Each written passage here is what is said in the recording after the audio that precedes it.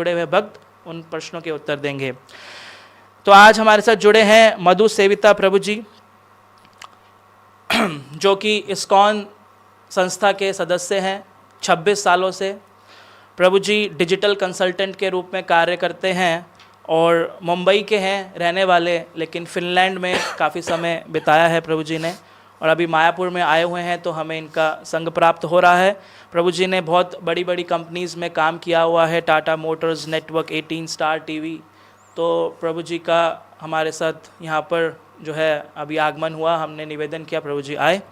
और साथ में जुड़े हैं हमारे साथ संकीर्तन निताई चांद प्रभु जी और जगन्नाथ देव प्रभु जी। ये दोनों चेहरे आप बखूबी पहचानते हैं, प्रभु जी अक्सर आते हैं। तो मधु सेविता प्रभु जी, जब तक हमारे दर्शक प्रश्न पूछना शुरू करते हैं तो आप थोड़ा सा अपने जीवन के बारे में बताइए कि आप कैसे इस्कॉन संस्था से जुड़े 26 साल पहले। हरे कृष्णा, धन्यवाद प्रभु। तो बड़ा विचित्र सा प्रसंग है। मतलब मैं 1995 वर्ष में मैं इंजीनियरिंग में एडमिशन हो चुका था और मैं बैठा हुआ था, मतलब 1 महीने 1.5 महीने का समय था, कुछ करने को नहीं था। तो ऐसे ही पुस्तकें उठा उठा के पढ़ रहा था। योग में मेरा थोड़ा बहुत विषय था, मतलब योग में थोड़ा बहुत रुचि थी, तो ढूंढ रहा था। अचानक प्रभुपाद की एक पुस्तक पढ़ी मिली, परफेक्शन ऑफ योगा। तो योग देख के बड़ा रुचि उठी, योग शब्द देख के। तो पतंजलि योग थोड़ा बहुत पढ़ रखे थे, योग सूत्र, और थोड़ा बहुत कर भी रहा था। जब ये पुस्तक देखी तो बहुत रुचि जागृत हुई, लगा ये बहुत अच्छी पुस्तक है, पढ़नी चाहिए। परफेक्शन ऑफ योग क्या ही हो सकता है। जब पढ़ना शुरू किया तो वहाँ पे प्रभुपाद का एक कथन मुझे अभी भी याद है कि परम सत्य भगवान श्री कृष्ण है और हरे कृष्ण मंत्र का जाप करने से परम सत्य का साक्षात्कार हो सकता है, और यही जो है this is perfection of yoga. जब ये सुना तो पूरे जीवन का जो था एक पूरा दिशा ही पलट गई। उसके बाद मतलब फिर योग सब भूल गया मैं, फिर हरे कृष्ण मंत्र का जप शुरू कर दिया। उसके 2 वर्षों के बाद फिर भक्तों से मिलना हुआ, तब इस्कॉन में आना जाना शुरू हुआ और इस तरह से भक्ति में आया मैं। तो भक्तों का संग ने जो है वो जो 1-1.5 महीने का समय मिला प्रभु जी को, उन्होंने बहुत ही अच्छे से जो सदुपयोग किया और आज 26 साल उनके जीवन के जो है भक्तों के संग में गुजरे हैं। तो स्वागत है प्रभु जी आपका हमारे टॉक शो में। तो हम चलते हैं अपने प्रश्नों की क्रिया पर, और जैसे जैसे प्रश्न आना शुरू होते हैं तो मधु सेविता प्रभु जी, पहला प्रश्न आपसे है। राज सहनी नेपाल से पूछते हैं कि जीवन तो बहुत सारी समस्याओं से भरा हुआ है, तो क्या केवल एक पुस्तक गीता सभी समस्याओं का समाधान कैसे कर सकती है? तो समस्या क्या होती है पहले ये समझना आवश्यक है। हरे कृष्णा। देखिए, भगवान 13वें अध्याय में कह रहे हैं कि देखिए, हम व्यावहारिक जीवन में हम रह रहे हैं, हमें तरह तरह की समस्याएं दिखती हैं। पढ़ाई लिखाई, बचपन में पढ़ाई लिखाई, माता पिता से झगड़ा, फिर उसके बाद बड़े होके पढ़ाई करने जाते हैं तो पढ़ाई में इतनी कठिनाइयाँ आती हैं, फिर व्यवसाय ढूंढना, उसके बाद में परिवार, ये सब तरह तरह की कठिनाइयाँ चलती हैं। पर भगवान इनको बहुत संक्षिप्त रूप में बता रहे हैं। जन्म मृत्यु जरा व्याधि दुख दोषानुदर्शनम, अर्थात आपके जीवन में यही कठिनाई है, जन्म मृत्यु जरा व्याधि। और आप यदि ध्यान से देखें तो आप जितनी भी कठिनाइयाँ उठा रहे हैं इस जीवन में, ये केवल इन्हीं से जूझने के लिए कर रहे हैं। मतलब आप पढ़ाई लिखाई कर रहे हैं ताकि आप व्यवसाय कर सकें, रोटी खा सकें, अपने को पाल सकें, अपने परिवार को पाल सकें, मृत्यु से बच सकें। आप दवाई खाते हैं क्योंकि आपको व्याधियों से बचना है, आप सेहत को ठीक रखते हैं, आप तरह तरह के डॉक्टर के पास जाते हैं जब जरा आप पे हमला करती है। तो आप देखिए, जन्म मृत्यु जरा व्याधि, यही जीवन की कठिनाइयाँ हैं। और भगवद गीता में भगवान, देखिए भगवद गीता कोई छोटा सा शास्त्र नहीं है। 700 श्लोक में भगवान ने पूरे शास्त्रों का जो है, शास्त्रों का निचोड़ दे रखा है। भगवान ने शुरुआत वहाँ से की है जहाँ पे एक जीवात्मा बिल्कुल माया में लिप्त पड़ा हुआ है। मतलब अर्जुन रो रहे हैं, दुखी हो रहे हैं, परिवार की मृत्यु देख के, इतनी सारे संकटों का आता हुआ देख के। अर्जुन इसी बात से तो व्यथित हैं, इसी बात से तो उनको दुख हो रहा है। और अर्जुन इस तरह से दुखी हो रहे हैं, भगवान वहीं से शुरू करते हैं कि आप शरीर नहीं हैं, आप जीवात्मा हैं, और आपका जो शरीर है मृत्यु तो उसी को प्राप्त होगी। जन्म मृत्यु जरा व्याधि तो शरीर की होगी, आत्मा की नहीं होगी। तो भगवान वहाँ से गीता शुरू करते हैं। और आप आत्मा हैं, इस शरीर की चेतना में है, इधर से आप बाहर कैसे आ सकते हैं? कर्म योग, ज्ञान योग, ध्यान योग, उसके बाद में भगवत ज्ञान। इस तरह से भगवान अलग अलग जो है आपको अलग अलग स्टेप्स में, अलग अलग चरणों में भगवान आपको आपकी शारीरिक चेतना से निकाल के पूरी मुक्ति, पूरी भक्ति की प्राप्ति तक लेके जाते हैं। इसलिए भगवद गीता को यदि आप ध्यान से पढ़ेंगे तो आपको ये पूर्ण जीवन का ज्ञान मिलेगा। तो प्रभु जी ने बहुत ही सरल तरीके से संक्षेप में बताया कि गीता जो है वह हमारे जीवन की समस्याओं के बारे में बताती हैं। अर्जुन को किस प्रकार से भगवान ने एक शुरुआत से आत्म के ज्ञान के बारे में बताया, फिर आगे चलते चलते योग के बारे में बताया, 3 गुणों के बारे में बताया। तो पूरा जो ये एकदम शास्त्रों का सार, जैसे प्रभु जी ने बड़ा स्पष्ट से बताया कि शास्त्रों को सार निचोड़ करके बता दिया गया है। तो इसीलिए ये एक पुस्तक जो है आपकी सारी समस्याओं का समाधान कर सकती है। तो हमारे फेसबुक व्यूअर्स हमें देख रहे हैं, यूट्यूब पे देख रहे हैं, तो वे अपने कमेंट्स, अपने क्वेश्चंस लिख सकते हैं। और जो नंबर टेलीकास्ट हो रहा है 8293623638, इस पे नॉर्मल मैसेज व्हाट्सएप के माध्यम से भेज सकते हैं। आगे चलते हैं। संकीर्तन निताई चांद प्रभु जी, ये भक्त का प्रश्न है, अनिरुद्ध बांग्लादेश से पूछ रहे हैं कि युद्ध के मैदान में गीता बोली गई तो अर्जुन की तरह बाकी जो दूसरे ऑपोजिशन पार्टी के जो लोग थे, विपक्षी दल, उनको अर्जुन जैसा लाभ क्यों नहीं पहुंच पाया? बहुत सही चीज़ है, ये एक जेन्युइन प्रश्न है। इससे समझ में आता है कि आप सही में सोच रहे हैं, वहाँ पे उस दृष्टिकोण में हैं कि हाँ भाई, भगवान ने जब गीता बोली तो सुनी तो सबने ही होगी, तो फिर बाकियों को कैसे नहीं समझ में आई या क्या समझ में आई। तो इसमें नाना टीकाकार जो हैं नाना तरीके की चीज़ें लिखते हैं। एक मैंने जो पढ़ा था उसमें है कि भीष्म देव जो हैं वो सुनते हैं, उनको समझ में आती है। तो एक तरह से कहें तो जो भक्त थे सब एक उदाहरण के तौर पे समझ सकते हैं कि जब टीचर क्लास में पढ़ाता है तो बहुत सारे स्टूडेंट्स को पढ़ाता है। अब वो बहुत सारे स्टूडेंट्स वही ज्ञान प्राप्त करते हैं, लेकिन उसके अंदर से कुछ होते हैं जो एकदम फर्स्ट क्लास पास होते हैं, कुछ होते हैं जो मिडिल क्लास, कुछ होते हैं जो पूरा फेल ही करते हैं। टीचर चाहे 1 नंबर का हो, लेकिन हर क्लास का नियम यही होता है कि ऐसा होगा ही। तो वही चीज़ हम वहाँ पे भी देख सकते हैं। अब यहाँ पे कहें तो वो सब तो अच्छी श्रेणी के लोग हैं, कोई छोटे मोटे लोग तो वहाँ पे उपस्थित नहीं थे। सबके सब A1 क्वालिटी के लोग हैं वहाँ पे, जो जाकर के युद्ध कर रहे हैं। वो छोटे मोटे लोग नहीं हैं। इवन दुशासन, दुर्योधन जो हैं वो बड़े पराक्रमी हैं, और वो आसानी से दुर्योधन जो है बाकी पांडवों को हरा सकता था, सिर्फ भीम से वो हारा। वो भी भीम से कुछ कारणों की वजह से हारा, वरना वो भीम पे भारी था। तो ऐसे बंदे इतने महाबलशाली, इतने शूरवीर, वो लोग कैसे नहीं समझे? वो तो कोई नॉर्मल स्टूडेंट नहीं कह सकते उनको। तो यहाँ पे उनका दृष्टिकोण आप उनकी बाहरी जो योग्यता है उससे ना लगाएं। यहाँ पे उनके आंतरिक विकास को हमें देखना है। तो आंतरिक विकास यहाँ पे क्या कहता है कि भैया कुछ थे जिनकी मानसिकता भक्ति वाली थी, कुछ थे जिनकी मानसिकता आसुरिक थी। ठीक है, दैवी प्रकृति, आसुरी प्रवृत्ति, दोनों दो तरफ से युद्ध हो रहा है। तब ये जो दोनों तरफ से युद्ध हो रहा है, इसमें भी दैवीय प्रकृति जो है उसमें कुछ हैं जो शुद्ध भक्त हैं, कुछ हैं जो सकाम कर्मी भक्त हैं, कुछ हैं जो विभिन्न कारणों से उसमें जुड़े हैं। तो भगवान अंत में सबका ही नाश कर देते हैं, बचते खाली 5 पांडव हैं। यानी कि पास हुए कौन? खाली 5 पांडव, बाकी सब के सब फेल हो जाते, बाकी सबका सब खत्म कर देते वहीं पे। तो एक तरह से देखा जाए तो सुनते सभी हैं, लेकिन अपनी अपनी योग्यता के अनुसार सबको थोड़ा थोड़ा कह सकते हैं फल मिलता है, फल लाभ होता है। तो सुना सबने, लेकिन समझा कि नहीं। और सुनने से ज्यादा यूँ कहें, भगवान ने जब विश्वरूप दर्शन कराया, वो दर्शन भी दिख रहा था। इवन दुर्योधन को दर्शन दिखा था जब वो संधि दूत बन करके गए थे धृतराष्ट्र की सभा के अंदर में। फिर भी दुर्योधन की बुद्धि इतनी फिरी हुई थी, वो कह रहा था इन्हें बंदी बना लिया जाए।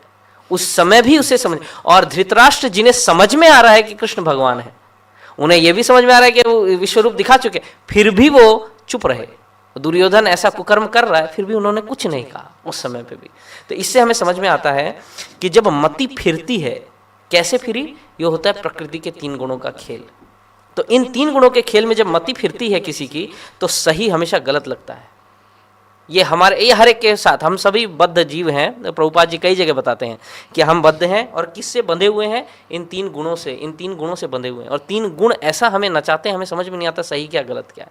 हमें बाद में शायद समझ में आए, उस समय नहीं समझ में आता। तो ऐसा ही कह सकते हैं हम कि वहाँ पे सबको सुनाई दी जरूर से भगवत गीता, लेकिन समझ में आई जिसको भगवान समझाना चाह रहे थे, जो भगवान के शुद्ध भक्त। एक जगह भगवत गीता में भगवान कहते भी हैं कि तुम्हें मैं ये ज्ञान दे रहा हूँ क्योंकि तुम मेरे परम मित्र हो, तुम मुझसे ऐसे मित्र हो जो मेरे से ईर्ष्या नहीं करता है। तो तो ऐसे व्यक्ति, ये एक तरह से और समझ सकते हैं हम कि कौन सी सुलभ मानसिकता है जिससे भगवत गीता मैं भी समझूं। अभी आप ये कहेंगे कि उनको नहीं समझ में आई तो हमें क्या समझ में आएगी। भगवान कृष्ण डायरेक्ट बोल रहे थे जिसको भगवत गीता, वो सुन रहे हैं, उन्हें नहीं समझ में आई। यहाँ पे आप लोग बोलेंगे तो हम कौन से पंडित हैं जो समझ जाएंगे। तो बात सही है। तो उसके लिए कौन सी मानसिकता होनी चाहिए ये बहुत ज़रूरी है जानना। तो इसमें भगवत गीता में ही भगवान बताते हैं, क्यों मैं अर्जुन तुम्हें ज्ञान दे रहा हूँ, क्योंकि तुम निष्काम, तुम मेरे परम मित्र हो और निष्कपट हो, मुझसे तुम ईर्ष्या नहीं करते हो। तो भगवान से यदि हम ईर्ष्या का भाव छोड़ करके समझने का प्रयास करेंगे तब आप भक्त बन सकते हैं। यदि ईर्ष्या का भाव बीच में रखेंगे तो बड़ा मुश्किल है, बहुत मुश्किल है। मतलब इसका एक उदाहरण दे देता हूँ कैसे मुश्किल है। कि मेरे परिवार में ही भक्त मानसिकता के व्यक्ति हैं वो बहुत ज़्यादा, उसके बावजूद भगवत गीता जब पढ़ रहे हैं, सुन रहे हैं, तो जब मैं बहुत ज़्यादा भगवत गीता में आने लगा तो उन्होंने एक प्रश्न किया कि ये जो भगवान हैं कितने अहंकारी दिख रहे हैं, यहाँ पे बोल रहे हैं मैं ये हूँ, मैं वो हूँ, मैं इसमें ये हूँ, मैं उसमें वो हूँ, ऐसा कौन बोलता है।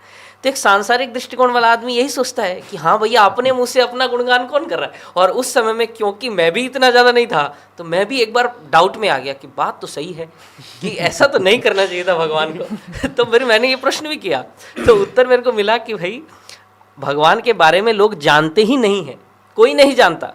अब जिसके बारे में कोई नहीं जानता तो उसे खुद ही आके बताना पड़ रहा है कि हाँ भैया मैं ये हूँ, मैं वो हूँ, मैं ऐसा हूँ, मैं वैसा हूँ। क्योंकि हम अज्ञान हैं, अनभिज्ञ हैं और हम यहाँ बद्ध आत्मा जानना भी नहीं चाहते तो जबरदस्ती आकर के बता रहे हैं वो। तो अब वो ना बताए तो और कौन बताएगा, वो ना आंखें खोले तो खुलती ही नहीं आंखें। तो यही है कि भगवान आकर के खुद बता रहे। इससे समझ में आता है कि जो मानसिकता जैसी होगी समझ में आएगी वैसी। अब क्योंकि नहीं थी बाकियों की मानसिकता सही, नहीं समझ में आएगी। कृष्ण की, अर्जुन की थी, समझ में आएगी। तो धन्यवाद प्रभु जी, आपने बहुत ही मुस्कुराते मुस्कुराते बड़ा ही अच्छा उत्तर दिया और स्पष्ट बता दिया कि क्यों नहीं जो है बाकी लोग नहीं समझ पा रहे, क्योंकि जो सरलता और जो द्वेष भाव जो उससे मुक्त होकर जो है हमें भगवान का संदेश समझना चाहिए। जैसा कि भगवान ने अर्जुन को कहा कि तुम मेरे मित्र हो इसलिए मैं आपको ये संदेश दे रहा हूँ, मुझसे द्वेष नहीं करते।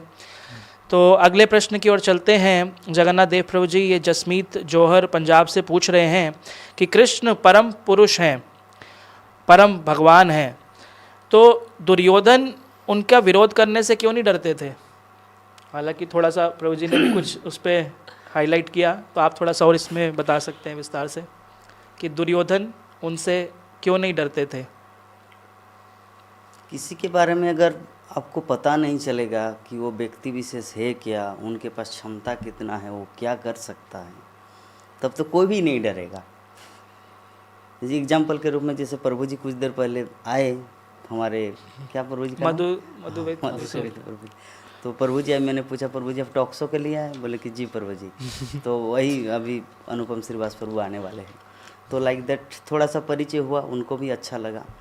तो दुर्योधन जो है, इवन दुर्योधन की बात है क्या, रावण भी नहीं समझ पाए थे कि भगवान रामचंद्र वो एक मानव हो सकता है। देवता तो मुझे मार नहीं सकता क्योंकि ब्रह्मा ने सब वरदान दिए हैं, तो देवता, ये रामचंद्र देवता तो हो नहीं सकता, और भगवान मानव कैसे बन सकता है। तो इसीलिए उनको भी ये समझ नहीं आया। हिरण्यकशिपु को भी समझ नहीं आया कि विष्णु नृसिंह ये आधान राधा सिंह, नॉट पॉसिबल। तो ये डाउट जो होता है ना, ये जो जिसका हृदय अशुद्ध रहता है, असुर प्रकृति के व्यक्ति को भगवान अगर सामने भी प्रकट हो जाएंगे फिर भी उनको नहीं दिखेगा। तो दुर्योधन को इसीलिए समझ में नहीं आया क्योंकि उनके अंदर कभी भी कृष्ण के प्रति कोई श्रद्धा, भक्ति, भावना ऐसा कोई था ही नहीं। तो जब तक आपका किसी के प्रति भक्ति नहीं रहेगा, श्रद्धा नहीं रहेगा, तब तक वो किसी से डरेंगे नहीं। जैसे एक टीचर पढ़ाते हैं स्कूल में, तो जो बड़े ख़ानदान के या जो गुंडा टाइप के जो लड़का होता है, चाकू लेके घूमता है, पिस्तौल लेके स्कूल जाता है या कॉलेज जाते हैं, तो वो टीचर से नहीं डरता। क्यों? क्योंकि उनको टीचर के बारे में कुछ महिमा ही नहीं पता है कि टीचर एक गुरु, एक आदर्श, एक श्रद्धावान व्यक्ति है, तो उनसे अगर हम रेस्पेक्ट देंगे तो उनकी कृपा मुझे मिलेगी और उस हिसाब से मैं पास करूँगा। उनके अंदर ऐसा फीलिंग ही नहीं है, अरे तू मुझे रोकेगा, चलिए तुमको मार देते। तो विषय वस्तु ये है कि कोई भी किसी से नहीं डरेगा अगर उनके प्रति श्रद्धा नहीं रहेंगे। तो दुर्योधन इसीलिए नहीं डरते थे भगवान श्री कृष्ण से क्योंकि उनका उनके प्रति कोई रेस्पेक्ट नहीं था। That's it. तो जैसा प्रभु जी बता रहे हैं कि जब हम किसी व्यक्ति को पहचान ही नहीं रहे हैं, वह मान ही नहीं रहे, स्वीकार ही नहीं कर रहे, जैसे संकीर्तन निताई चांद जी ने भी बताया कि वे संदेश सुन रहे हैं लेकिन उसको समझ नहीं पा रहे, तो वैसे ही प्रभु जी बता रहे हैं कि वे जानते ही नहीं कि ये परम भगवान है, कृष्ण है, और जानने के बाद भी ये थोड़ा सा झलक मिलता फिर भी उसको नकार देते हैं उस बात को, तो फिर इसीलिए उनको भय भी नहीं है उस बात से। तो अगले प्रश्न की ओर चलते हैं मधु सेविता प्रभु जी। ये महेश गर्ग पूछ रहे हैं राजस्थान से कि जब मैंने अपने सबसे अच्छे मित्र से इस बारे में बात की कि कृष्ण गीता में कहते हैं कि जब कोई व्यक्ति अपना शरीर छोड़ता है तो वह जिस अवस्था को जो सोच रहा होता है उस समय चिंतन करता है तो उसको निश्चित वही जो शरीर या वैसी अवस्था उसको प्राप्त कर लेता है। तो वो मेरा दोस्त मुझे आगे से कहता है कि अगर ऐसा ही है तो फिर जीवन भर हरि नाम ये सब करने की क्या जरूरत है, जो आखिरी समय में चिंतन कर लूँगा और जो ऐसा शरीर चाहिए वैसा चिंतन करके वैसा शरीर प्राप्त हो जाएगा। तो आप इस बात से सहमत हैं? हरे कृष्णा, बहुत ही उत्तम प्रश्न है। थोड़ा सा समय दीजिएगा इसमें उत्तर देने के लिए। भगवान गीता में कहते हैं यम यम वापी स्मरन भावम त्यज्यत अंते कलेवरम तम तम एवयति कौन्तेय सदा तद भाव भाविता। इस श्लोक का मतलब इस श्लोक का अनुवाद तो सरल है कि जो जिस भावना से शरीर को त्यागता है उसी भावना में से दूसरा शरीर प्राप्त होता है, परंतु हम इस पे यदि विचार करें शब्दों पे तो इसका अर्थ समझ में आएगा।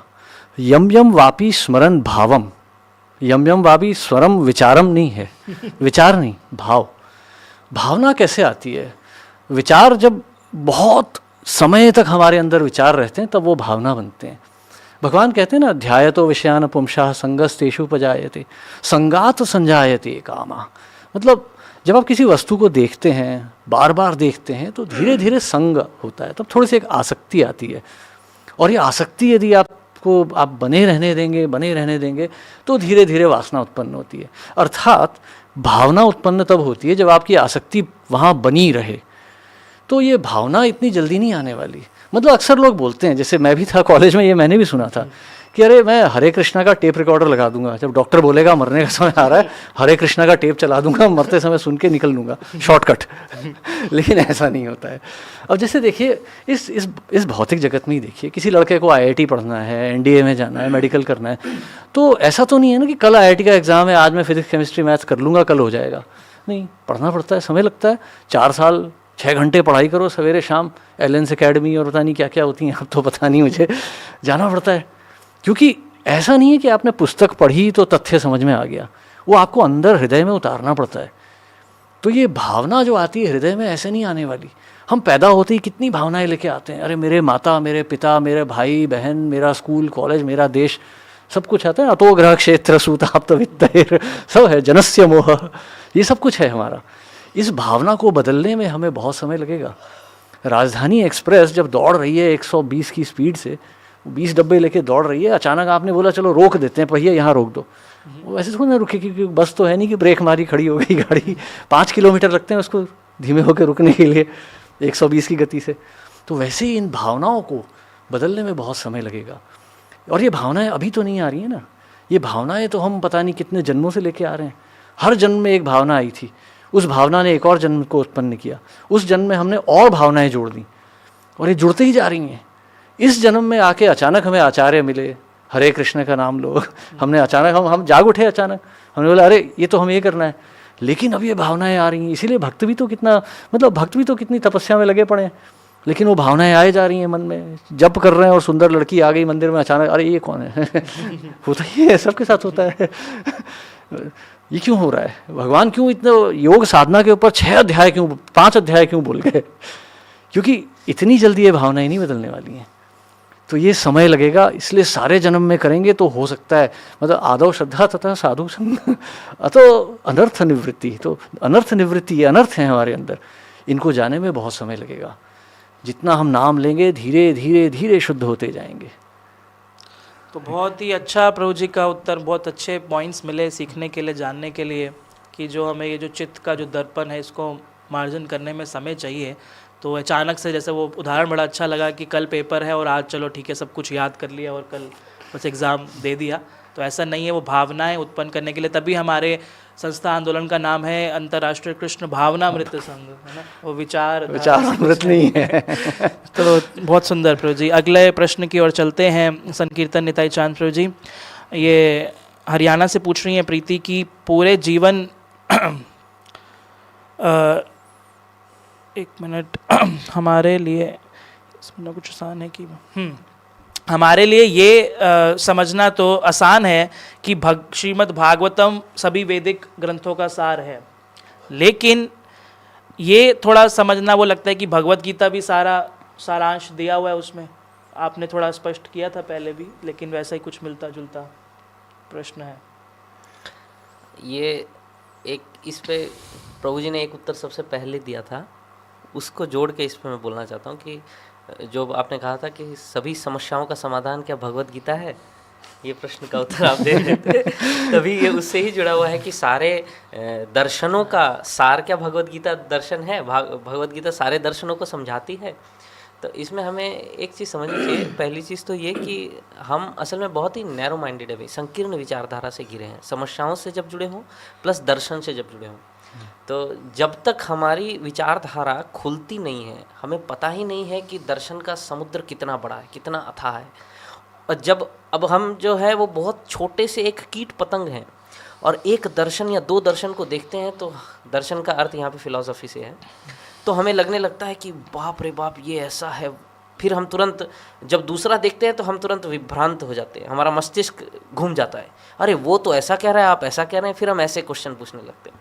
तो ये 2-3 दर्शन देखने से मोटा मोटी हमारा दिमाग जो है वो ख़त्म हो जाता है यहाँ पे। लेकिन जिन्होंने सारे दर्शनों को देखा हो, उसके बाद में वो सारे दर्शनों को समझने के बाद में वो बंदा क्या कर रहा है, अब दर्शनों को कैटेगराइज कर रहा है कि भैया ये दर्शन जो है ये इस कैटेगरी के लोगों को समझ में आ सकता है। अब कैटेगरी के लोगों का मतलब ये फर्स्ट क्लास में जो बच्चे पढ़ते हैं उनको समझ में आएगी, ठीक है। ये जिसने सिलेबस बनाया उस बंदे का काम है कि फर्स्ट क्लास के लिए ये सिलेबस है, तो फर्स्ट क्लास के दर्शन ये हैं, सेकंड क्लास के दर्शन ये हैं, थर्ड क्लास के दर्शन ये हैं। यानी कि आप धीरे धीरे चेतना में जैसे जैसे उत्तीर्ण होंगे वैसे वैसे आपको समझ में आएगा कि हाँ ये मेरी चेतना से मैच कर रहा है, इस लेवल का ही है, ये मेरी चेतना से मैच कर रहा है, ये अगले लेवल का है, ये उससे अगले लेवल का है। ये अलग अलग क्लास ऑफ, और भगवान भगवत गीता भी वैसे ही समझा रहे हैं अलग अलग क्लास से। और एकदम शेष यानी कि अंत में जब भगवान कहते हैं पूर्ण समर्पण, वो है फाइनल, तो वो है फाइनल स्टूडेंट के समझने के लिए। तो यानी कि सारे दर्शनों को एक एक करके वहाँ पे एक साथ में समग्र किया हुआ है छोटे छोटे पार्ट्स में। और यदि कोई उस एक एक श्लोक की व्याख्या को पढ़ना शुरू करे, श्रील प्रभुपाद की जो तात्पर्य है उनको, तब जाकर के उसको समझ में आता है कि हाँ सही में बहुत ज़्यादा कुछ खाली उतने से में भगवान कृष्ण ने अर्जुन को बता दिया। इसीलिए भगवत गीता को हम लोग सार कहते हैं प्लस बेस्ट काउंसलिंग कहा जाता है। ये बेस्ट काउंसलिंग, क्योंकि सब कुछ बता दिया उसके अंदर भगवान ने। वो एक मौका ढूंढ रहे थे कि मेरे को, मैं अपना जो ज्ञान है वो मैं देना चाहता हूँ, और सब कुछ बता दिया A to Z। तो अब कोई भी बंदा, हम ये मैं प्रैक्टिकली बता रहा हूँ, कोई भी बंदा किसी भी विचारधारा का हो, वो भगवत गीता में कुछ ना कुछ अपने लिए ढूंढ लेता है। और कुछ ना कुछ मतलब ये नहीं है कि हाँ बस इससे मेरा इतना सा हो जाएगा, नहीं, वो उससे कैसे पूर्ण हो सकता है उस लेवल से वो उत्तर उसको मिल जाता है। अब इसको एक बंदे को दूसरे बंदे को पूरा समझना कि हाँ इसमें सारे दर्शन आ गए, ये डेफिनेटली डाउटफुल हो सकता है तब तक जब तक उसे सारे दर्शन ना पता हो। अब दर्शन पता करने के लिए हमारी विचारधारा को हमें करना पड़ेगा बड़ा, उसके लिए हमारे पास उतना दिमाग भी होना चाहिए। पहली चीज़ तो ये है, हम उतने शास्त्र को समझें भी।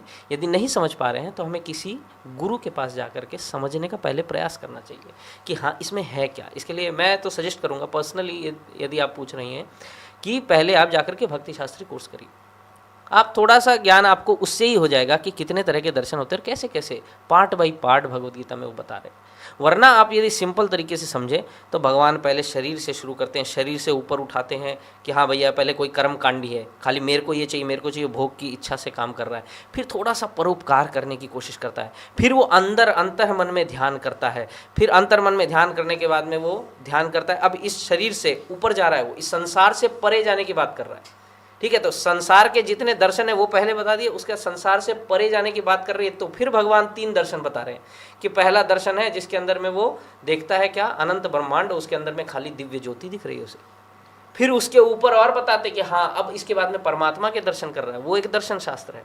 फिर उसके बाद अंत में भगवान बता रहे हैं कि अब अंत में उसको क्या दिखेगा, भगवान दिखेंगे।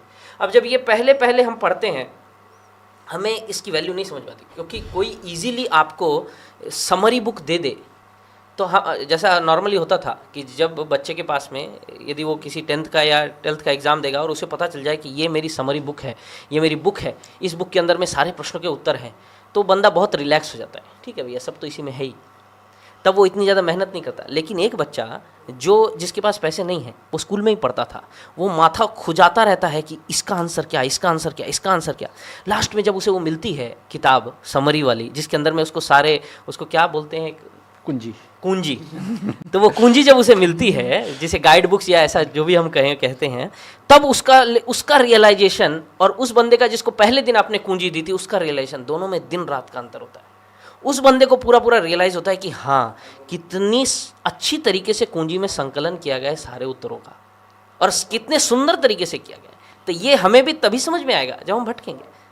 तो हम भटकने का हमारे पास समय नहीं है इतना, तो हम क्या कर सकते हैं, हम किसी के पास जा कर के इसकी व्याख्या को समझ सकते हैं कि कैसे सारे दर्शन हैं। अभी यदि देखेंगे कौन सा ये दिव्य ज्ञान है जो ज्योति देख रहा है, या वो क्या कहते हैं परमात्मा देख रहा है, हमें तो भगवान दिखते ही हैं। हमें तो समझ में नहीं आता स्टार्टिंग में कि ये भगवान में और भगवान के ये जो ब्रह्म ज्योति का रियलाइजेशन, इसमें इतना क्या अंतर है। प्रभुपाद जी का नाम ही हमने रखा हुआ है, प्रणाम मंत्र में दिया हुआ है, निर्विशेष शून्यवादी पाश्चात्य देशता। क्यों प्रभुपाद जी हर परपट में जब आप पढ़ेंगे तो भी आपको लगेगा क्यों परपट में प्रभुपाद जी इतना चिल्ला रहे हैं इन लोगों के ऊपर, इतना इनको गलत बता रहे हैं, ऐसा क्या है इसके अंदर में, हमें नहीं समझ में आता। तो ये धीरे धीरे हमें समझ में आएगा जब हम थोड़ा अपने बुद्धि का विस्तार करेंगे। विस्तार होगा पढ़ने से, तब जाके समझ में आएगा, पहले नहीं समझ में आएगा। लेकिन जब एक बार विस्तार होगा, इसका इलाज एक ही है कि आपको विस्तार करना पड़ेगा। ये नहीं है कि हाँ ये नहीं है, समझ में नहीं आए छोड़ दो, आपको विस्तार करना पड़ेगा, आपको पढ़ना पड़ेगा। तो पढ़ेंगे तो आएगा धीरे धीरे कि हाँ कैसे इसके अंदर में सारे दर्शनों का समावेश है। और इसके लिए आपको जैसा कहा वृहत स्तर की ज्ञान की आवश्यकता है, जो आप किसी और से प्राप्त कर सकते हैं। और यदि आप प्रमाणों पे बिलीव करें तो बहुत सारी जगह पे भगवत गीता सार है, इसका प्रमाण भी हमें मिलता है। इवन यहाँ तक कहा जाता है कि एक श्लोक क्या एक शब्द यदि गीता का कोई समझ ले तो जाकर के उसको यमराज के दर्शन नहीं करने पड़ते हैं। इतना किसी शास्त्र की महिमा नहीं है कि एक शब्द को कोई समझ ले तो इतना उद्धार हो जाएगा उसका। वो गीता की महत्ता है। तो क्यों है वो? क्योंकि इसमें सब कुछ बता रहे हैं भगवान, सब कुछ, एवरीथिंग। और भगवान जब कोई बड़ा आदमी जब बोल रहा है, ये भी आपको समझना है कि भगवान बोल रहे हैं उसे। यदि कोई और बोल रहा होता तो फिर भी डाउट कर सकते थे, भगवान खुद बोल रहे हैं ना, तो इसमें प्रश्न आता ही नहीं है। भगवान जब भी कुछ बोलेंगे तो डेफिनेटली उसके अंदर में सब कुछ समाहित रहेगा ही, उससे बड़ा और कुछ नहीं हो सकता। आप मैं यहाँ पे जितनी चाहे व्याख्यान देते जाएं, लास्ट में भगवान आकर के जो एक शब्द बोल के जाएंगे वही सभी व्याख्यानों का अंत वहीं हो जाएगा। उसके बाद में और किसी व्याख्या की आवश्यकता नहीं होगी। वो है भगवान, वही है बड़ा आदमी। मतलब क्या, जो आए लास्ट में एक बार में सारे काम हो जाए उसके, वो वैसा व्यक्ति है। तो भगवान वैसे व्यक्ति है। तो यदि आप इसे साधारण जनरल नॉलेज से भी समझे, उन्होंने आके बताया, मतलब इसके बाद क्वेश्चन कहाँ से रह सकता है किसी भी चीज़ का? कोई भी प्रश्न छोड़ के जा ही कैसे सकते हैं? वो नहीं जा सकते। तो बहुत सुंदर प्रभु जी ने जो है वो गीता का महत्व बताया, और हमारे दर्शकों का बहुत बहुत धन्यवाद जो ऐसे आज के इस गीता जयंती के महोत्सव पे ऐसे इतने सुंदर सुंदर प्रश्न पूछ रहे हैं। इसी प्रश्न को थोड़ा सा और विस्तार में समझने के लिए, थोड़ा सा दूसरी दिशा की तरफ जाने के लिए, क्योंकि ये जो माता जी हैं ये थोड़ा सा भागवतम से कंपेयर करने का कुछ पूछ रहे थे, क्योंकि भागवतम को इनका प्रश्न है कि ये समझना आसान लगता है कि श्रीमद् भागवतम सभी वैदिक साहित्य का सारांश है, लेकिन भगवत गीता के लिए भी यही बात है, थोड़ा उससे वो तुलना सी लग रही है। तो आप थोड़ा सा भागवतम, सेकंड क्वेश्चन है या प्रभु जी? नहीं, यही प्रश्न है। तो उनका थोड़ा प्रभु जी ने गीता के बारे में बहुत सुंदर बताया, तो वो भागवतम से थोड़ा रिलेट करें, इसलिए इस दिशा में थोड़ा आप बताइए। वही प्रश्न एग्जैक्टली वही पढ़िए तो जो प्रभु जी को पढ़े। हमारे लिए ये समझना कुछ आसान है कि श्रीमद् भागवतम सभी वैदिक साहित्य का सारांश अध्ययन है, तो हम ये कैसे मान सकते हैं कि भगवत गीता भी वही सारांश अध्ययन है? ओके, इसका 3 पॉइंट हम देंगे। जैसे वैदिक साहित्य जो है वो विशेष रूप से दो भागों में विभक्त है, मुख्य रूप से। ऐसे में तो वैदिक साहित्य के बहुत सारे विभाग हैं, उनमें से पहला है पुराण, पहले उपनिषद और दूसरा है पुराण। तो पुराणों का जो सारातिसार है वह श्रीमद् भागवतम, और समस्त उपनिषद जो है उनके जो सार है वह भगवद गीता। पुराण मीन्स भगवान की सभी दिव्य लीला कार्यकलाप का वर्णन है पुराणों में। ब्रह्मांड पुराण, विष्णु पुराण, वामन पुराण, वराह पुराण, मत्स्य पुराण, तो वह सब का सार एक संक्षेप आकार में श्रीमद् भागवतम में दिया। बाकी जो पुराण है, विष्णु पुराण, मत्स्य पुराण, ब्रह्म वैवर्त, उसमें ब्रीफली है, विस्तार पूर्वक दिया गया है। और श्रीमद् भागवतम में उसका सार दिया है। अर्थात वैदिक साहित्य को दो विभाग, एक है पुराण, दूसरा है उपनिषद। तो सभी उपनिषद मीन्स फिलोसॉफी, कि भगवान क्या है, आत्मा क्या है, परमात्मा क्या है, जगत क्या है, मैं क्या हूँ, जगत की सृष्टि को, ये सब तत्वों का उल्लेख उपनिषदों में आता है। तो उपनिषदों का सार है भगवद गीता और पुराणों का सार है भागवतम। तो जैसे संकीर्तन निताई चांद प्रभु जी एक चीज़ बताएं कि भगवान भगवद गीता में ये बोलते कि तद्विद्धि प्रणिपाते न परिप्रश्न सेवया उपदेक्षन्ति ते ज्ञानम ज्ञानिनस तत्वदर्शिना। अगर आपको सच में परम सत्य के विषय में जिज्ञासा करना है, अगर कृष्ण को समझना है, तो नॉट ओनली माई वर्ड्स, मतलब मेरा भगवद गीता ही काफ़ी नहीं है। आपको सत्य को जानने के लिए तत्वदर्शी व्यक्ति के पास जाना है, जो परीक्षित महाराज ने किया। परीक्षित महाराज सुखदेव गोस्वामी के पास गए और सुखदेव गोस्वामी ने श्रीमद् भागवतम की कथा उनको सुनाई। सिर्फ भगवद गीता उनको नहीं सुनाए, श्रीमद् भागवतम सुनाए, तब परीक्षित महाराज उद्धार हुआ। तो अभी इस प्रश्न में जैसे हमारे संकीर्तन निताई चंद प्रभु जी बहुत ही सुंदर तरीके से भगवद गीता की महिमा प्रेजेंट किए, और आज गीता जयंती के शुभ उपलक्ष्य में प्रभु जी सच में भगवान श्री कृष्ण की हेतु की कृपा प्राप्त है, जो उनके हृदय से इतनी सुंदर वाणी प्रकट हुए। लेकिन हम लोग और एक चीज़ जानते हैं, जब कलियुग प्रारंभ हुए और भक्ति महारानी और ज्ञान और वैराग्य और भक्ति, मतलब तीनों जब भ्रमण कर रहे थे और जब वृंदावन धाम आए, तो नारद मुनि भगवद गीता सुनाया ज्ञान वैराग्य को। भगवद गीता, वेद, उपनिषद सब कुछ सुनाया, लेकिन किसी भी शास्त्र ने उन लोगों को जगा नहीं पाया। लेकिन श्रीमद् भागवतम पुराणम अमलम सुकुमुखाद्रव संजतम, जस्ट श्रीमद् भागवतम की महिमा श्रवण किए, वो भी जाग गए, और भक्ति देवी भी एक युवती बन गई। बूढ़ी थी, वृद्ध महिला थी, लेकिन युवती बन गई। तो इसका मतलब कंक्लूजन पॉइंट ये है, जिसे प्रभु जी बताए कि हर व्यक्ति का अपना चेतना का अलग अलग लेवल होता है। जो 2 क्लास में पढ़ता है उनका मैथमेटिक्स का अलग चेतना होता है, जब 7 क्लास में जाएंगे वहाँ भी एक मैथमेटिक्स होता है, उसका चेतना अलग होता है। तो हर स्तर में जब व्यक्ति जहाँ भी भक्ति करता है, तो भक्ति करते समय उनको उस अनुसार ग्रंथ में हवाला अर्थात उदाहरण मिलता है। तो भगवद गीता प्रारंभिक है, जिसके कारण प्रभु जी बोले पहले उनको भक्ति शास्त्री करना है, फिर उसका प्रारंभिक स्तर से वो ऊपर आएगा, पोस्ट ग्रेजुएट अर्थात श्रीमद् भागवतम। और ये श्रीमद् भागवतम ही ऑल इन ऑल नहीं है, फिर चैतन्य चरितामृत पढ़ना है, क्योंकि चैतन्य चरितामृत जब तक नहीं पढ़ेंगे तब तक आप भागवतम को भी समझ नहीं सकते। मेरे गुरु महाराज एक बार बोल रहे थे कि भागवतम को आप तभी समझ पाएंगे जब ग्रंथ भागवत का जो व्यक्ति भागवत श्री चैतन्य महाप्रभु, उनकी लीला को जब हम अनुभव करेंगे, तब साक्षात श्रीमद् भागवतम को समझ पाएंगे। तो अर्थात अल्टीमेटली तीनों पॉइंट जरूरी है।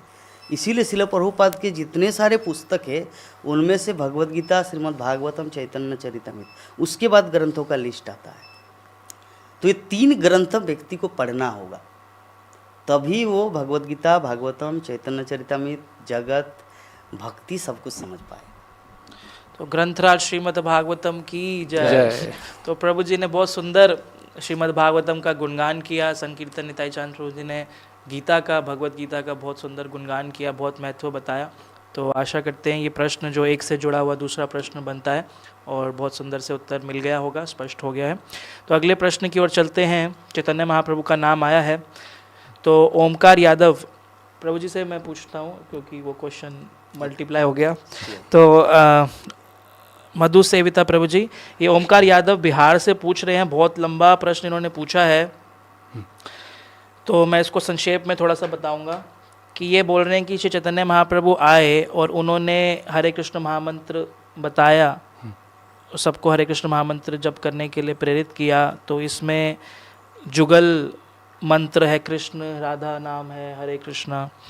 तो और इससे जो है वो कुछ मंजरी भाव, जैसे हम कोई सुनते हैं कि हमारे पूर्वती आचार्य की मंजरी गोपियाँ सेवा, तो ऐसा कुछ प्रश्न पूछ रहे हैं कि ये सबको प्राप्त होता है, ये जो स्तर है, ये सबके जो सभी लोग जो गौड़ीय वैष्णव संप्रदाय से जुड़ रहे हैं वो सब ऐसी अवस्था को प्राप्त करेंगे क्या? हरे कृष्णा, ये बहुत ही गूढ़ प्रश्न पूछा है। पता नहीं ये समय काफ़ी है कि नहीं, तो इसको संक्षेप में प्रयास करूँगा। और मतलब ये भी कहना कठिन है कि मैं स्वयं इसके योग्य हूँ कि नहीं इस उत्तर देने के। देखिए, श्री चैतन्य मंजुषा में एक श्लोक आता है, आराध्य भगवान व्रजेश तनय तद्धाम वृंदावन रम्या काचिद उपासना व्रजवधु वर्गेण या कल्पिता। तो इसमें जो श्लोक है, रम्या काचिद उपासना व्रजवधु वर्गेण या कल्पिता, कि ये जो उपासना होती है ये व्रजवधु के मूड में होनी चाहिए, उनके भावनाओं से होनी चाहिए। तो ये व्रजवधु कौन है, इनकी भावना क्या है, इसको यदि संक्षेप में समझने का प्रयास करें, वैसे तो इसके ऊपर कितने भी ग्रंथ लिख दे जाएं, क्योंकि वो तो भक्ति की चरम सीमा है। अब उसे समझाना हम जैसे व्यक्तियों के तो मतलब हमारी तो औकात भी नहीं है बोलने की, लेकिन हम इसे समझने का प्रयास करें तो आप देख सकते हैं, जैसे प्रभुपाद कहते हैं कि भगवद गीता के 10वें स्कंध में इसका वर्णन आता है। आपको 9 स्कंध पढ़ने हैं, भगवान के 2 चरण तो प्रथम और दूसरा स्कंध हुए, उसके बाद आप योग्य होंगे, जैसे भगवान की श्रीमूर्ति के आप दर्शन लेते हैं तो आप धीरे धीरे ऊपर की तरफ बढ़ते हैं। तो वैसे ही आप प्रथम स्कंद से दूसरे स्कंद होते हुए जाते हैं। जब 9वां स्कंद आप पूरा कर लेते हैं तो भगवान के वक्षस्थल के ऊपर पहुंचते हैं, तब आप भगवान के चेहरे का दर्शन कर सकते हैं, भगवान के श्री शुभ मुखमंडल का। तो और उस मुखमंडल में ये गोपी भाव आता है, ये प्रेम भक्ति जिसे हम कहते हैं। तो ये है क्या, यदि इसे हम समझने का प्रयास करें तो गोपियाँ क्या होती हैं। यदि हम कोई साधारण रूप से देखें, भगवान क्या हैं, भगवान तो गोपाल हैं। गोपियाँ क्या हैं, व्रजवधु, मतलब गोपियाँ अर्थात ग्वालन। अब यदि आपने तो यहाँ भी देखा है, हमारे मायापुर में भी गौशाला है, वहाँ पे भी लोग गाय की सेवा करते हैं। अब गौ सेवा कैसी स्थान पर होती है, मतलब गोबर है, मिट्टी है, घास फूस है, दिन की धूप पड़ रही है, हवा बह रही है, ऐसी अवस्था में एक व्यक्ति, मतलब आप जैसे कभी वृंदावन जाइए तो सड़क से जाते हैं ना रिक्शे से हम, तो हमें सड़क में दिखता है घास लेके सर पे जा रही हैं औरतें, वो गोपियाँ हैं, वही गोपियाँ हैं।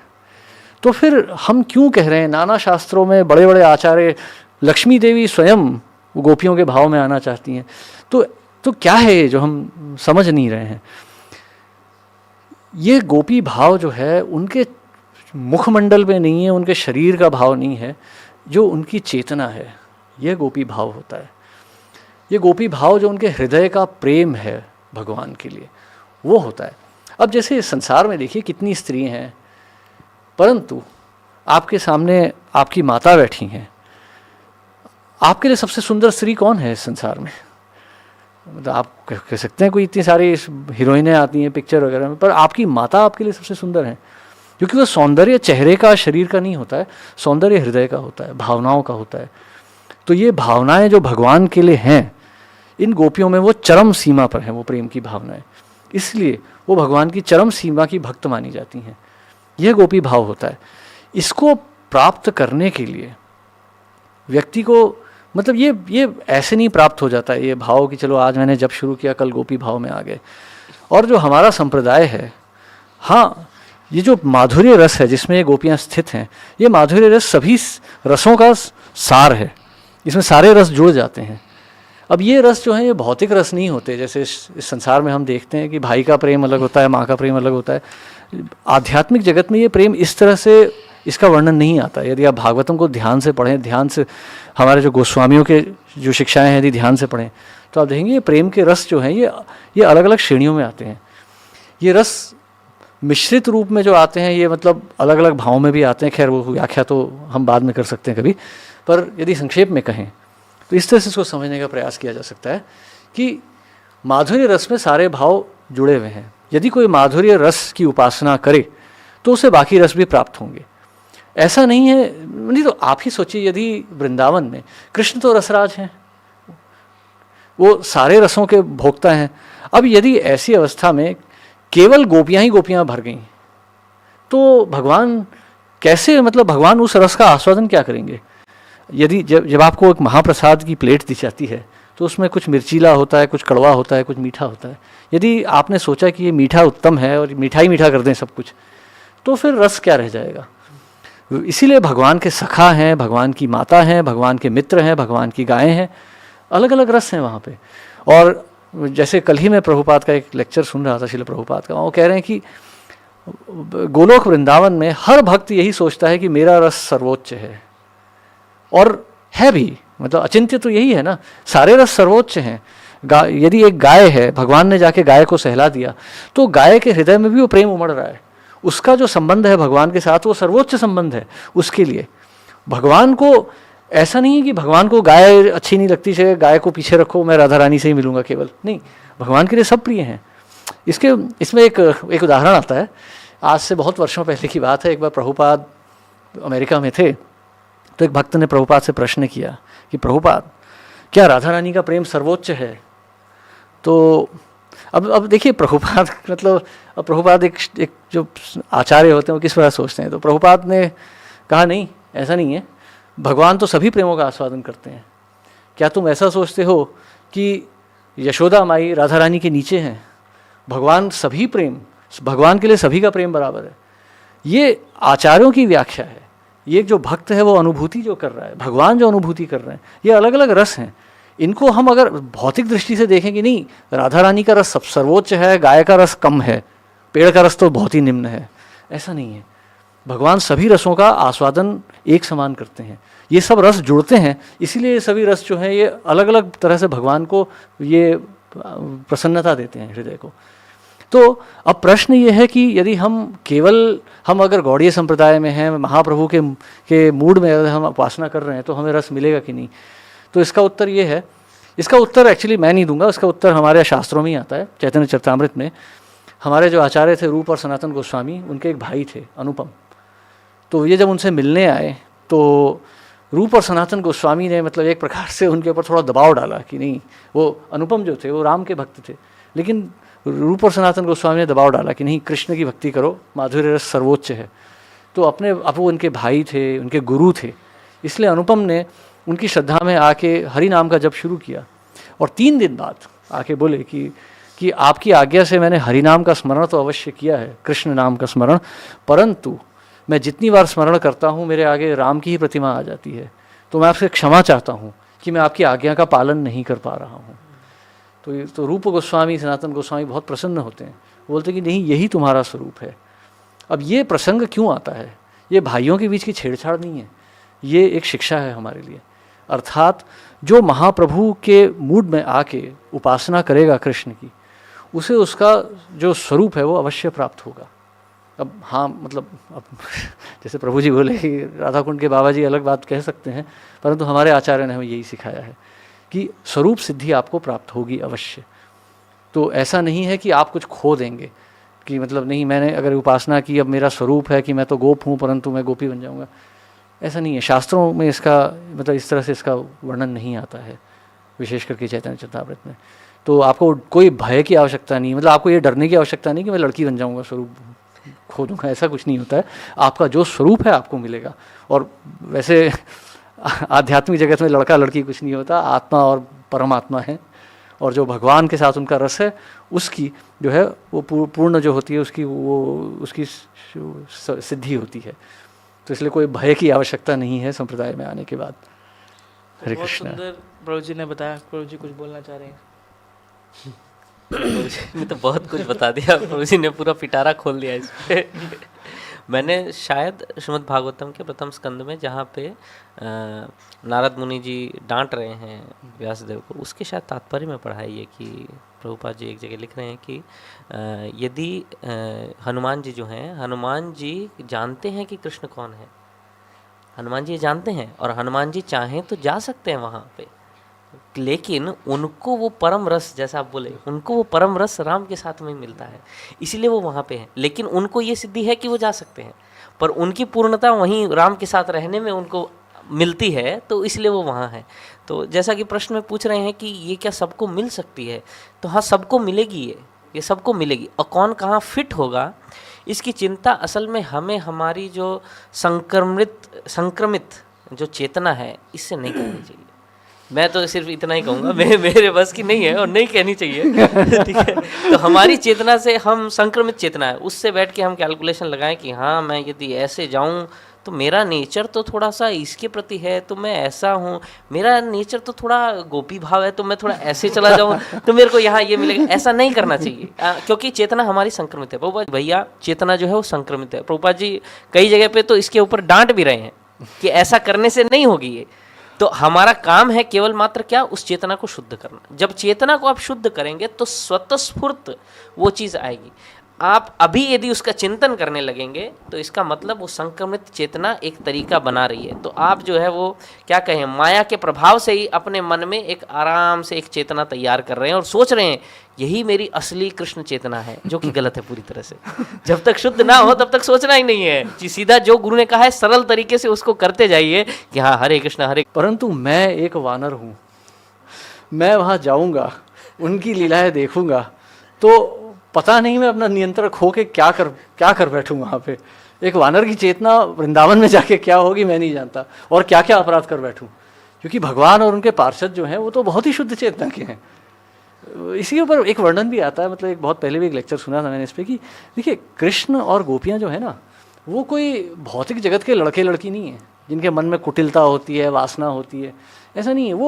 वो कृष्ण क्या है, किशोर हैं, गोपियाँ क्या है, किशोरी हैं। वो बहुत ही कोमल भाव के हैं। जैसे हम कभी जाते हैं, जैसे कभी आप वृंदावन में जाइए, गाँव में देखिए, किसी गाँव वाले से कुछ मांग लीजिए, सरल हृदय से आपको दे देगा। आप बोलिए रोटी दे दो माता, तो रोटी बना के दे देगा आपको। ये चेतना, और इसको मतलब आप देखिए यही चेतना वृंदावन की है, ब्रज की।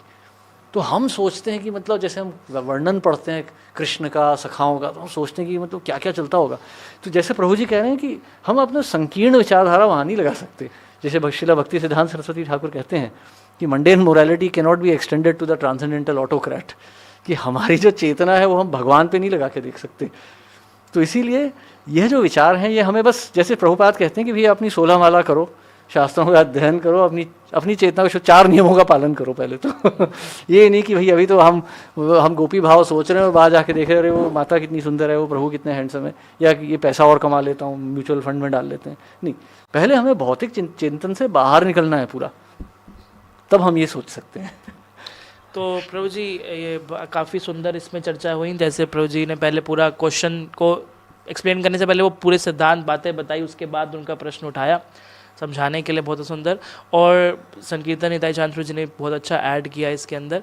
तो इसमें थोड़ा सा और मेरे को भी कुछ ध्यान आ रहा है कि शिला प्रभुपाद के समय में भी कुछ भक्तों ने गोपी भाव क्लब बना लिया शायद। तो जगन्नाथ देव प्रभु जी आप भी थोड़ा कुछ ऐड करिए इस चर्चा में कि क्या।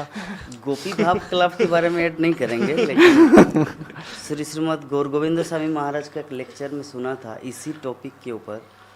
प्रश्न क्या था, शॉर्ट में एक बार बोलिए तो। ये भूल गए? बहुत मुश्किल प्रश्न। अच्छा, प्रश्न इस प्रकार था, मुझे याद है कि सभी इस्कॉन में आते हैं या इस्कॉन गौड़ीय संप्रदाय में कनेक्टेड है, तो उन सब का डेस्टिनेशन का क्या गोलक में जाके गोपी बनना, यही था ना क्वेश्चन, गोपी या गोप बनना, जो भी है।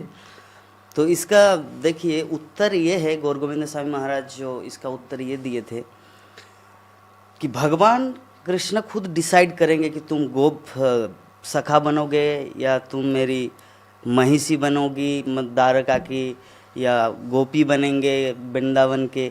तो ये डिसाइड जो है ना वो कृष्ण करेगा। एक भक्त का भाव होता है दास भाव से सेवा करना। ये जो 5 प्रकार के रस है उनमें से भक्ति रसामृत सिंधु में तो शांत का उल्लेख है ही नहीं। दास्य, सख, वात्सल्य और माधुर्य, उनमें से जो दास्य भाव है, ये 4 जो बाकी जो थे सख, वात्सल्य और माधुर्य, वो तीनों के अंदर जो मेंटेलिटी होता है, मनोभाव जो होता है, इवन गोलोक वृंदावन का, वहाँ भी दास भाव ही होता है। गोलोक वृंदावन में हो सकता बदल जाता है, लेकिन यहाँ पे अगर जो उस फील्ड में हैं तो दास भाव से सेवा करते थे, भगवान उनको ऐसा पद दे देता है, चलिए तुम्हारा मेंटेलिटी मेरे साथ गोचारण में जाने का है, चलो तुमको मैं सखा बना लेता हूँ। अच्छा, आपके अंदर ये मतलब प्रेमी प्रेमिका का भाग है, चलो तुमको गोपी बना देती हूँ। तो ये जो भाव है ये डिसाइड कृष्ण करेंगे। हम लोगों को कभी भी मन ही मन ऐसा नहीं सोचना चाहिए मैं वृंदावन की मोर हूँ तो मुझे मोर का एक्टिंग करना है या कबूतर बनना है, ऐसा नहीं। आपको दास भाव से सेवा करना है, जैसे संकीर्तन निताई चंद प्रभु जी और प्रभु जी दोनों जो एग्जाम्पल दिए कि शिल प्रभुपाद हमें हमारे शिक्षा गुरु या साक्षात गुरु है, तो उनका जो इंस्ट्रक्शन है 16 माला जप करना, श्रीमद् भागवतम का अध्ययन करना, शास्त्र ग्रंथों का पाठ करना, भक्तों के संग में रहना, श्रीमद् भागवत की कथा सुनना भक्तों के बीच में, ये जो भाव है हम लोग को इस भाव में जीना है कि गुरु का आज्ञा पालन हो रहा है। हम गोपी बन रही है या गोप बन रहा हूँ, ये सब का मेंटलिटी छोड़ दीजिए, तभी हम लोग एक दिन भगवान के प्रिय बन पाएंगे। इसमें एक और पॉइंट ये प्रश्न से ही आया कि गौड़ीय, जैसे उन्होंने कहा ना कि गौड़ीय संप्रदाय, तो प्रभु जी ने बहुत सुंदर बोला दास्य भाव से शुरू होता है। तो असल में गौड़ीय संप्रदाय मतलब ही है जो गौरांग प्रभु का अनुगामी हो। गौरांग प्रभु ही कह रहे हैं, महाप्रभु ही कह रहे हैं कि मैं कौन हूँ। आज सुबह के लेक्चर में था कि मैं कौन हूँ, मैं ये भी नहीं हूँ, वो भी नहीं, वो भी नहीं, वो भी, मैं कौन हूँ, गोपी भरतु पद कमले और दास दासानु दास। तो दास से ही शुरू कर रहे हैं वो और कोई व्याख्या नहीं देते कि ऐसा बनो वैसा वैसा, उस दास से ही शुरू करो। दास से शुरू करने के बाद जहाँ पहुँचेंगे, बहुत सही प्रभु जी बोला कि दास से शुरू करने के बाद अपने आप जहाँ पहुँचेंगे पहुँच जाएंगे। शुरू करो दास से, वही 16 माला जप करो, 4 नियमों का पालन करो, दास बनो बस। तो आशा करते हैं ओमकार यादव जो बिहार से प्रश्न पूछे थे वो सहमत होंगे कि अल्टीमेटली कंक्लूजन क्रक्स निकल कर आया कि जो है दास्य भाव से हमें करना है और ये सब चिंताएं छोड़ देनी चाहिए, किसको क्या मिलना है, क्या हो रहा है। इस विषय पे एक चीज़ और कहना चाहूँगा प्रभु, इसके पीछे हमें ये भी सोचना चाहिए कि इस तरह का चिंतन केवल मूर्खता ही नहीं है, ये एक अपराध भी है, क्योंकि ये तो भोग की इच्छा हो गई ना। भगवान मैं आपकी सेवा कर रहा हूँ, आप मुझे गोपी बनाइए। भगवान कहेंगे नहीं तुम्हें तो गाय बनना है, नहीं मुझे वो नहीं बनना है, ये नहीं ठीक है, मुझे गोपी बनना था या गोपाई बनना है। ये भोग की इच्छा हो गई। हम तो भगवान के कह रहे हैं दास दासानुदास, और भगवान कह रहे हैं कुछ करो, तो दास नहीं कह रहा है। दास के भगवान कह रहे हैं पानी पिला दो, हम कह रहे हैं नहीं मुझे तो आपको रोटी खिलानी है। ये तो गलत बात होगी ना, ये अपराध हो गया, सेवा अपराध हो गया। तो इस तरह की चेतना जो है ये अपराध की चेतना है, ये भोग की चेतना है। हमें केवल सेवा करनी है। तो जैसा श्रील प्रभुपाद बताते हैं कि भक्तों ने भी बताया कि जो गुरु बता रहे हैं, प्रभुपाद बता रहे हैं कि हमें 4 नियमों का पालन, हरे कृष्ण महामंत्र का जप, शास्त्र अध्ययन करना है और ये सब चिंतन से बाहर आना है, किसको क्या कैसे हो रहा है, गुरु के ऊपर सौंप देना चाहिए, कृष्ण के ऊपर, साधु शास्त्र। तो आगे चलते हैं। गीतिका बजाज पूछ रही हैं कलकत्ता से, संकीर्तन निताई चांद जी आपसे प्रश्न है ये कि आपने बहुत सुंदर गीता का महत्व बताया था अभी, तो ये महत्व हम दूसरों को कैसे, मतलब उनको गीता पढ़ने के लिए प्रेरित करें? इतना महत्व तो हम उनको नहीं समझा पाते, तो कैसे उनको बस एनकरेज करें कि गीता पढ़ें? वो गीता जयंती का महोत्सव है, कैसे पढ़ें? पहला काम तो है खुद पढ़े। ये बहुत ज़रूरी है। आजकल हर महाराज जी कहना चाह रहे हैं कि हाँ हम वितरण कर रहे हैं, बहुत ज़्यादा वितरण कर रहे हैं, बहुत ज़्यादा वितरण कर रहे हैं, लेकिन प्रभुपाद जी भी एक जगह कहते हैं कि खाली दे वितरण कर रहे हैं, दूसरों को दे रहे हैं, लेकिन याद रखें ये हमें खुद को भी पढ़ना है। क्यों पढ़ना है? क्योंकि जब आप कोई प्रोडक्ट दूसरे को देने जाएं, you should first use it, then you can best. तो अब आप जब पूछ रहे हैं कि मेरे को मोटिवेट करना है, सिर्फ देना ही नहीं, आपको ये है कि मैं उसको पढ़ाने के लिए मोटिवेट करना चाहती हूँ, तो बहुत ज़्यादा ज़रूरी है कि वो बदलाव जब वो आपके अंदर देखेंगे कि हाँ ये गीतिका बजाज पहले ऐसी थी, आज ऐसी हैं, और ये भगवत गीता का इनके अंदर में चेंजेस दिख रहा है मुझे विजिबली, तब जा कर के ये है कि आप खुद एक क्या बोल सकते हैं, सेल्फ ब्रांडिंग है प्रोडक्ट की। आप खुद यदि कर रही हैं तो बस हो गया। अब अपने आप से आप ले जा करके, लोग अपने आप आपसे प्रभावित हो जाते हैं, फिर आप ले जा करके दें, वो अवश्य पढ़ेंगे उसको। और फिर एक और चीज़ है, पढ़ा कैसे सकते हैं आप, तो आप छोटे छोटे कुछ जो महत्वपूर्ण श्लोक हैं भगवत गीता के, उसको आपको उठाना चाहिए, जो एकदम हमारे जीवन के बेसिक्स से जुड़े होते हैं। उन श्लोकों को उठा करके यदि आप छोटे छोटे, अब आपको यदि आप किसी को दे रहे हैं और उसे मोटिवेट करना चाहते हैं कि वो पढ़े, तो अवश्य ही आप उसे जानती भी होंगी, तो उसका नेचर कैसा है, तो इस नेचर के बंदे को ये श्लोक बता दिया। आप ज़्यादा नहीं, आप 10 से 15 या 20 श्लोक ज़्यादा से ज़्यादा आप याद कर ले, 20 श्लोक का सार याद कर ले, उनके ऊपर की क्लास छोटी छोटी तैयार कर ले, 5 से 10 मिनट की बस। अब वो 20 तरह के लोगों को आप 20 श्लोक बता सकते हैं।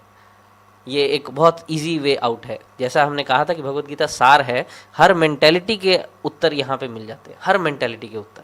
और ये हम नहीं, ये कई लोग कहते हैं कि जब भी मेरा मन विचलित होता है मैं भगवत गीता खोलता हूँ, वहाँ पे कुछ ना कुछ मेरे को मिल जाता है जो मेरे को शांत कर देता है। तो हम देख सकते हैं कि हर जगह हमें मिल जाएगा ऐसा कुछ ना कुछ। तो आप ज़्यादा नहीं 15-20 उठाएं, 15-20 में से जिसको एक चिपका सके उसको एक चिपका दे कि हाँ भैया ये श्लोक ऐसा बता रहा है। ये जब ऐसा कुछ बताएंगे जो वो नहीं जानता या वो कहीं ना कहीं भुगत रहा हो उस चीज़ के बारे में, उसने बताया भी ना हो आपको, ये ऑटोमेटिक उसके अंदर में इंटरेस्ट जनरेट करता है कि ये ज्ञान है भगवत गीता के अंदर, ये कहाँ बता रहा है, ये तो मैंने सुना ही नहीं था, पढ़ा ही नहीं था। और नॉर्मली ऐसा होता है, मेरे साथ हुआ था, भगवत गीता स्टार्टिंग से पढ़ा, कोई इंटरेस्ट नहीं आया था। जब तक आपको पूरा स्टोरी के अंदर आपको कोई डिप ना कर दे, नहीं समझ में आती भगवत गीता कि हाँ भैया शुरू से एक चैप्टर। कई लोग हैं जो शुरू से पढ़े थे, उनको समझ में आ रहा था, इंटरेस्ट आता, मेरे को नहीं आया था। लेकिन जब मेरे को श्लोक बाय श्लोक बीच बीच में बहुत इंपॉर्टेंट महत्वपूर्ण श्लोकों का जब बताया गया, तब मेरे को अरे भैया सही में इसमें तो कुछ है जो मैं नहीं जानता। वरना आपको लगेगा ओह मैं सब जानता हूँ, मुझे क्या सिखाएंगे, मेरे को सब पता है, दुनिया बहुत देखी हमने। अब जो पंडित लोग ऐसे ही वो सोचते हैं कि भैया दुनिया बहुत देखी, हमें क्या ये बच्चा बताएगा। तो जब आप ऐसा कुछ उठा करके दे दें, अचानक से दिमाग में अरे ये क्या है, these are the bullet things, ये तुरंत उसके मन में इंटरेस्ट डेवलप कर सकती है। उसके लिए सबसे ज़्यादा ज़रूरी है क्या, मैं खुद पढ़ूँ उसे। तो आप यदि खुद पढ़ेंगे उसे तो आप देखेंगे कि हाँ ऑटोमेटिकली आप बस 5 मिनट, एक चीज़ हमेशा याद रखें, चीज़ों को छोटा संक्षिप्त बोलें और कुछ फ्रूटफुल बोलें उनके लिए। ये सिर्फ आप इसलिए कर रहे हैं कि आप उन्हें प्रवचन नहीं दे रहे, आप इसलिए कर रहे हैं कि उसके मन में इंटरेस्ट आए, वो खुद से जा करके ढूंढे। ये उद्देश्य लेकर के आप बोले तो आप देखेंगे कि आप इंटरेस्ट डेवलप करवा सक रहे हैं बाकियों में, और वो लोग पढ़ने की कोशिश भी कर रहे हैं। फिर आपके साथ ऐसा भी होगा कि आप लोग पढ़ने की कोशिश कर रहे हैं, समझ नहीं पा रहे हैं, तब आप ऐसा कर सकते हैं कि हाँ बस इंपॉर्टेंट श्लोकों के लिए सप्ताह में एक दिन बैठें और 15-20 मिनट आधा घंटा तक उनके साथ में डिस्कशन करें, प्रभुपाद का तात्पर्य पढ़ के हो गया क्लास। ये बहुत बहुत इफेक्टिव है ये। लेकिन इसके लिए पहले क्या है, आपको वो संक्षिप्त 20 श्लोक चुन लेना जो आप बीच बीच में जाकर, एकदम मुँह जबानी आपको होना चाहिए, जब आप जाकर के बीच में ऐसा बोलें, कभी भी मिले उनसे तो बातों बातों में, कि वो उसके अंदर में कौतूहल उत्पन्न कर दे। तो वो कौतूहल उत्पन्न करना ये एक सांसारिक कला है। आपको कुछ चीज़ बेचनी है, कुछ करना है, तो ये सब प्रैक्टिकल टेक्निक्स हैं ये। तो आप कौतूहल यदि उत्पन्न करेंगे तो अवश्य ही वो किताब के अंदर पढ़ने का प्रयास करेंगे ज़रूर से। तो प्रभु जी ने बताया कि आचार ही प्रचार है, आप अपना आचरण से जो है वो प्रचार कर सकते हैं। और दूसरा प्रैक्टिकल टिप्स में प्रभु जी ने बहुत सुंदर बताया कि आप कुछ उनकी लाइफ से रिलेटेड आप उनको कुछ बताएंगे तो वो जो है उसमें इंटरेस्ट उनमें डेवलप होगा, रुचि उत्पन्न होगा और वो ज़रूर पढ़ना चाहेंगे। और मुझे इस यहाँ पर एक बात ध्यान आती है कि जो बेस्ट सेल्समैन है वो ये होता है कि जो आपको बता दे कि ये फ़ायदा आपको इससे मिलने वाला है। नहीं तो आप जितना मर्जी स्टोरी सुनाइए तो वो व्यक्ति को ये होता है मुझे इससे क्या लाभ मिलने वाला है। इसके ऊपर में एक कहानी है कि प्रभुपाद के टाइम पे, प्रभुपाद के बाद में शायद विदेश में क्रिसमस के टाइम पे भगवत गीता वितरण कर रहा है एक बंदा, और रात के 9-10 साढ़े 9 बज गए हैं और ठंड का समय, क्रिसमस का टाइम है, ख़त्म है सब, और एक ड्रग एडिक्ट ने उसके ऊपर बंदूक तान दी है और उससे वो बस के अंदर में है और उससे वो पूछ रहा है अब बता इसमें क्या है, ऐसा क्या है, और क्या वो शायद क्रिसमस का टाइम है तो सेंटा क्लॉज से वो पूछ रहा है कि is it my Santa Claus, या ऐसा कुछ है, मैं शायद थोड़ा सा भूल रहा हूँ। तब वो उसके अंदर बोलता है हाँ इसके अंदर सेंटा क्लॉज है, कहाँ है सेंटा क्लॉज। तो वो सेंटा जो शब्द है वो संत से है, तो उसमें वो दिखाता है संत, श्लोक के अंदर में कहाँ संत है, उसको याद है वो कि किस श्लोक में संत लिखा हुआ था, वो उसको तुरंत दिखाता है ये देखो ये संत लिखा हुआ है, और तब जाकर के उसकी जान छूटती है। और वो बहुत बड़ी स्टोरी बन जाती है कि लोगों को ऐसे पता होना चाहिए, वरना फंस भी सकते हैं या बिना पता किए प्रोडक्ट को बेच रहे हैं तो आप फंस भी सकते हैं कहीं पे भी। तो इसी में प्रभु जी और भी भक्त कुछ ऐड कर सकते हैं, क्योंकि गीता जयंती का महोत्सव है और गीता का संदेश हमें पढ़ना चाहिए और दूसरों को भी बताना चाहिए। भगवान कहते हैं कि जो ये संदेश दूसरों को बताते हैं मुझे अत्यंत प्रिय है। तो प्रभु जी आप भी प्लीज़ कुछ ऐड करिए। थोड़ा सा एक बार प्रश्न को फिर से बोलिए। इनका प्रश्न ये था कि ये भगवत गीता जो है हम आपने बहुत सुंदर महत्व बताया, तो इसका हम दूसरों को महत्व कैसे समझा सकते हैं। इसके लिए मैं अपने निजी जीवन का उदाहरण देके बता सकता हूँ। 2015 से लेकर 2019 तक 5 साल में कंटिन्यू श्रीमद् भागवतम और भगवत गीता का प्रचार प्रसार करते हुए बुक बैक किया। तो जैसे प्रभु जी को, माता जी का नाम क्या है जिन्होंने प्रश्न पूछे? गीतिका बजाज, कलकत्ता। उनका नाम ही गीता है गीतिका। अच्छा, तो गीतिका माता जी, तो उनका प्रश्न है। तो इसमें मैं भक्तवी जी महाराज का एक मतलब भक्तवी जी महाराज एक चीज़ बोलते हैं जब तक गीता जयंती चलेंगे, ये मैराथन दौर, भक्ति विजय महाराज सिर्फ गीता गीता बोलेंगे। जैसे गीता महीना खत्म, 11 मंथ्स ओनली भागवतम की महिमा बोलेंगे और 1 महीना ओनली गीता की महिमा बोलेंगे। तो इसके पीछे राज ये है, ये मैं खुद अपने जीवन में अनुभव किया हूँ। जब मैं ऑफिस में, कार्यालय, जिला परिषद, कलेक्टर ऑफिस में जाता था बुक बैग लेके भागवतम गीता, तो जिस व्यक्ति को बोलता हूँ कि भगवत गीता खरीदिए, भगवत गीता ग्रहण कीजिए, 300 सेट के साथ देख गीता फ्री, कोई नहीं लेता।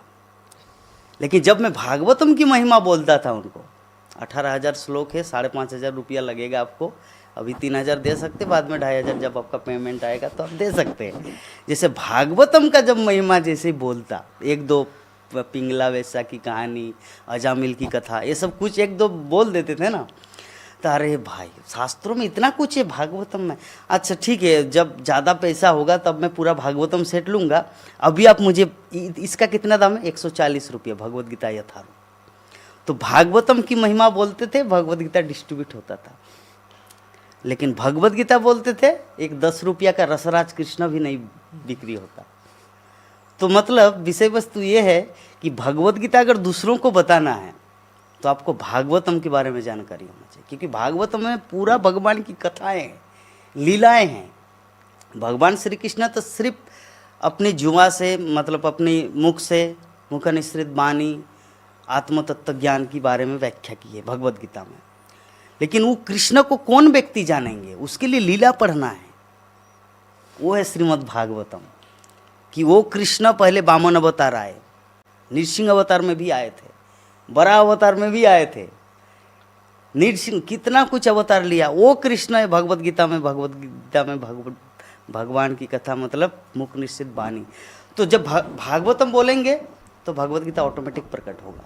तो इसीलिए माता जी आप इसी इजीली ये मत लीजिए कि आप किसी को जाके सिर्फ भगवद गीता समझाएंगे, वो भगवद गीता ले लेंगे। अगर भागवतम बोलेंगे तो भगवद गीता भी लेंगे, भागवतम भी जाएगा आपके पास। तो बहुत धन्यवाद प्रभु जी आप लोगों का, जो आप प्रैक्टिकल टिप्स बता रहे हैं। बस यहीं पे हमारा समय भी समाप्त हो रहा है, तो मैं एक छोटा सा कुछ क्षण का बस एक मधु सेविता प्रभु जी से पूछ कर इसको विराम देंगे कि आप भी कुछ छोटा सा हमारे दर्शकों को प्रैक्टिकल टिप देंगे कि गीता कैसे वितरण या पढ़ाने का। धन्यवाद प्रभु। देखिए प्रभु जी ने तो इतनी अच्छी व्याख्या दे ही दी है दोनों प्रभुओं ने।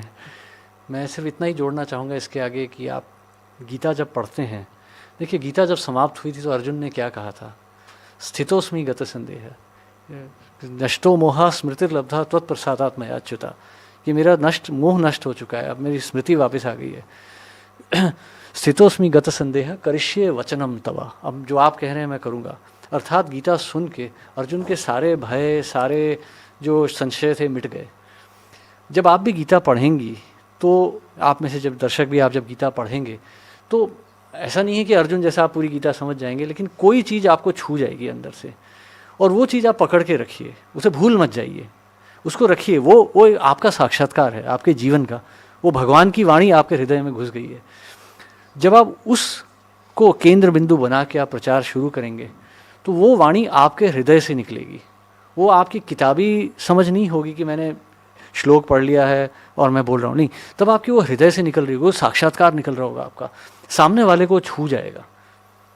तो हाँ, आपको सभी कुछ पढ़ना है, मतलब ये एक अनुशासन है, गीता कोई भावुकता नहीं है, अनुशासन है, आपको सब कुछ पढ़ना है।